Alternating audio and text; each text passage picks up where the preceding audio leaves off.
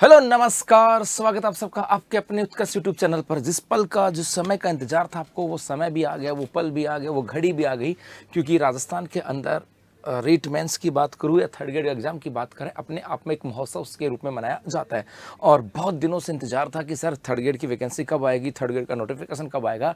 और मेरे भाई यहाँ तक सोशल मीडिया के ऊपर इतना भी वायरल हो गया था कि वैकेंसी नहीं आ रही है, वैकेंसी आगे चलेगी। लेकिन फाइनली राजस्थान कर्मचारी चयन बोर्ड के द्वारा रीट मेंस का नोटिफिकेशन जारी किया गया और कहा कि 7 नवंबर से लेकर के 6 दिसंबर तक आपके फॉर्म भरे जाएंगे। अब जब रीट मेंस का इतना बड़ा इंतजार था, इतने दिनों से इंतजार कर रहे थे, अब साल 2 साल से मेहनत कर रहे थे, तो मेरे भाई कुछ गलतियां ऐसी नहीं करनी है आपको कि आपको इस मेहनत के ऊपर पानी फेर सकें। क्योंकि जब फॉर्म भरने जा रहे हो, उस फॉर्म में यदि गलती कर दी तो आप रीट मेंस में पार्टिसिपेट नहीं कर पाओगे। तो फिर आपकी तैयारी कितनी भी बेहतर हो, कहते हैं ना कि भाई आपकी तैयारी बहुत बेहतर थी लेकिन आप एग्जाम नहीं दे पाए, तो फिर उसका मतलब ही नहीं निकला। इसका मतलब है कि आपकी तैयारी बेहतर होनी चाहिए, आपको फॉर्म अच्छे से भरना है ताकि आप जो फॉर्म तैयारी की थी उसको अप्लाई कर सको और उसके बाद अपने सपनों को साकार कर सको। जी हाँ, तो रीट मेंस 2025 की बात करें, आप तो नहीं कर रहे ना फॉर्म भरने में गलतियां, तो कुछ चीजें हैं जो आपको ध्यान में रखनी। जैसे हम बात करें, एक तो यहाँ पर कहा गया कि फोटोग्राफ और हस्ताक्षर स्पष्ट रूप से होने चाहिए। कहा गया कि आप जो अप्लाई कर रहे हो उसमें आपकी फोटोग्राफ और आपके हस्ताक्षर एकदम क्लियर होने चाहिए। दूसरे यहाँ पर कहा गया कि आपको लाइव फोटो कैप्चर करनी है। लाइव फोटो कैप्चर होगा वही होगा, लाइव फोटो के लिए 5 सेकंड के टाइमर के पश्चात अपने अभ्यर्थी अपनी पलक को 2-3 बार झपकाएं। यदि आपकी फोटो बंद आंखों के साथ कैप्चर है तो फोटो पुनः कैप्चर। कहा कि लाइव फोटो आपको यहाँ पर अपलोड करनी है, उसके अंदर आपको 5 सेकंड के बाद आपको अपनी पलकें ना वो 2-3 बार झपकाने। इसके अलावा यहाँ पर कहा गया कि लाइव फोटो कैप्चर करते समय अभ्यर्थी को सीधे कैमरे की तरफ देखना है। यदि आप चश्मे का इस्तेमाल करते हो तो अपना फोटो चश्मे के साथ ही लें, ये भी कहा गया। इसके अलावा कि फोटो साफ सुथरी होनी चाहिए, धुंधली नहीं होनी चाहिए। जी हाँ, ये भी कहा गया। इसके अलावा बैकग्राउंड भी साफ सुथरा होना चाहिए और इसके अलावा फोटो के अंदर आवेदक का चेहरा कम से कम 50% जगह घेरना चाहिए। मतलब फोटो के अंदर ऐसा नहीं कि आपका सिर्फ आपका चेहरा इतना सा हो, फोटो का फ्रेम इतना बड़ा हो। आपकी फोटो फ्रेम के अंदर आपका 50% आपका चेहरा होना चाहिए ताकि जब आप एग्जाम हॉल में जाएं उस समय आपको स्कैन करने में आसानी हो। ये आपके यहाँ पे कहा गया। इसके अलावा कहा गया कि यहाँ पर इसमें कहा गया कि भाई किसी प्रकार की कोई दिक्कत नहीं होनी चाहिए, मतलब किसी प्रकार की फोटो के साथ कोई छेड़खानी नहीं होनी चाहिए। जी, फोटो आपका अपनी जो आप यदि आप चश्मा वगैरह लगाते हैं तो चश्मा के साथ आपकी फोटो खिंचवाने, एक तो ये कहा गया। इसके अलावा कहा गया कि हस्ताक्षर केवल आवेदक के द्वारा किए जाने, क्योंकि यहाँ पर आपकी फोटो भी होगी, हस्ताक्षर भी होंगे। तो हस्ताक्षर कई बार क्या होता है कि कहते हैं भाई तू कर देना, अरे भाई तू मत कर देना, बहन तू मत कर देना। हस्ताक्षर आपको खुद को करना है, क्योंकि एग्जाम हॉल में जब हस्ताक्षर कराओगे और यदि थोड़ा सा मिसमैच हुआ तो फिर समस्या खड़ी हो सकती है। तो हस्ताक्षर केवल आवेदक के द्वारा किया जाना चाहिए, दूसरे के अलावा मान्य नहीं होगा। और हस्ताक्षर आयताकार बॉक्स में होना चाहिए। जी हाँ, इसके अलावा उनकी एक पर्टिकुलर साइज होती है, वो जो पर्टिकुलर साइज है वो आपको ई मित्र वाला आपको बता देगा। उसी ई मित्र वो तो आपको पता लग जाएगा साहब।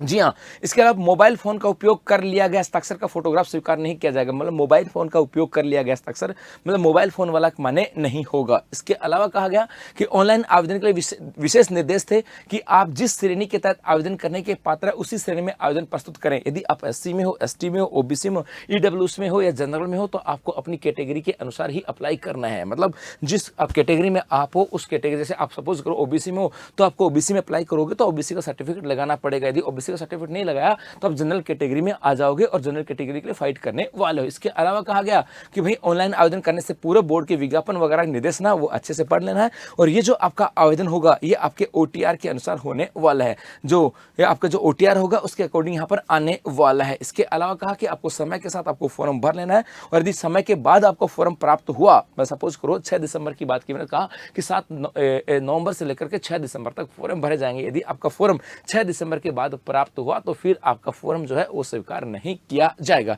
ये यहां से आ जाता है। इसके अलावा यदि हम बात करें, कहा गया जी कि बोर्ड द्वारा ऑनलाइन आवेदन में संशोधन हेतु कोई ऑफलाइन फॉर्म पत्र स्वीकार नहीं किया जाएगा। इसके अलावा कहा कि बोर्ड के द्वारा ऑनलाइन आवेदन में संशोधन हेतु कोई ऑफलाइन प्रार्थना पत्र स्वीकार नहीं किया जाएगा, मतलब ऑफलाइन प्रार्थना पत्र स्वीकार नहीं होगा। कहा गया कि बोर्ड द्वारा जारी विज्ञप्ति दिनांक 7/11/2025 के द्वारा यदि किसी विद्यार्थी को अपने OTR में स्वयं के नाम, पिता के नाम, जन्म तिथि एवं लिंग का परिवर्तन करना है तो सर्वप्रथम अपने जन आधार में परिवर्तन कराना होगा। यदि आप अपने OTR में नाम, पिता का नाम, जन्म तिथि या लिंग में परिवर्तन करना चाहते हो तो पहले आपको कहां जन आधार या आधार कार्ड में चेंज कराना होगा।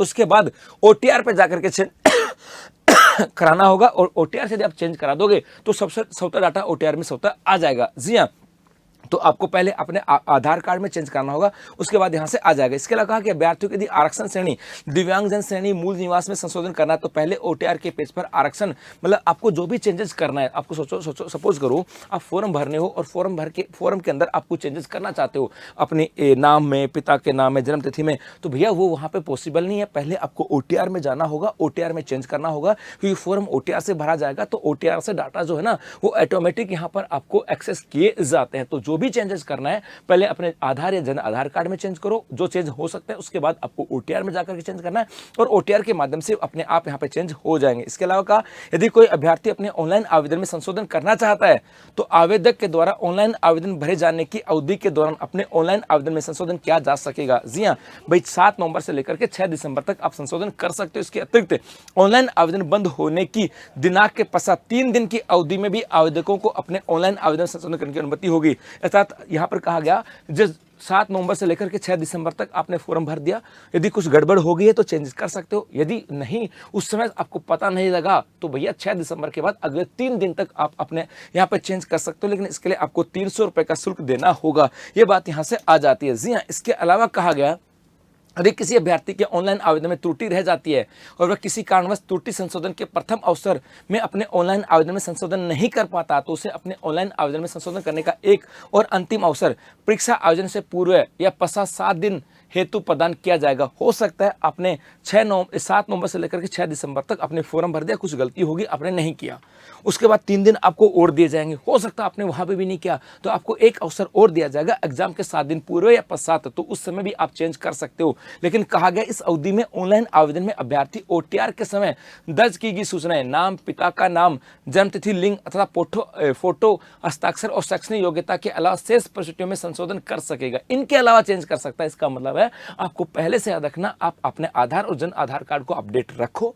इसके अलावा अपने जो ओटीआर है, वन टाइम रजिस्ट्रेशन है, उसको अपडेट रखो। उसमें किसी भी प्रकार की कोई गड़बड़ नहीं होनी चाहिए ताकि इन परिस्थितियों में आपको जाना ही नहीं पड़े। ये सब बातें यहाँ से आ जाता है। इसका मतलब है ये सब कुछ बातें हैं जो आपको ध्यान रखने योग्य हैं। लाइव फोटो में याद रखना, आपको लाइव फोटो अपडेट करनी है, आपको खुद के सिग्नेचर अपडेट करने हैं, क्योंकि कुछ गलतियां आपकी इस साल, 2 साल, 3 साल की मेहनत पर पानी फेर सकती हैं। क्योंकि समय अब है वो जो आपके सपनों को साकार करना है, क्योंकि इस वैकेंसी का इंतजार आपने बहुत किया था। आपके अंदर एक तरफ थी, आपके अंदर एक जोश था, जुनून था कि वैकेंसी कब आएंगे और कब हम अपने सपनों को साकार करेंगे। और मेरे भाई, इन्हीं सपनों को साकार करने के लिए, आपकी इसी मेहनत को साकार करने के लिए, आपकी इसी तपस्या को साकार करने के लिए उत्कर्ष ऐप में ग्रेड 3 के शिक्षक भर्ती के सभी ऑनलाइन कोर्सेज के ऊपर आपको दिए जा रहे हैं फ्लैट 13% का डिस्काउंट। जी हाँ, जो भी आपके कोर्सेज हैं, चाहे लाइव फ्रॉम क्लासरूम है, लाइव फ्रॉम स्टूडियो है, चाहे रिविजन बैच है, चाहे प्रैक्टिस बैच है, उन सब के ऊपर आपको 13% का डिस्काउंट है ग्रेड 13 कूपन कोड अप्लाई करने पर। और आज इस अवसर का अंतिम दिन है, तो अगले 60 दिन आपके होने वाले हैं, लेकिन तब होंगे जब आपकी मेहनत बेहतर होगी, तब होंगे जब आपको अपने आप पे विश्वास होगा। धन्यवाद।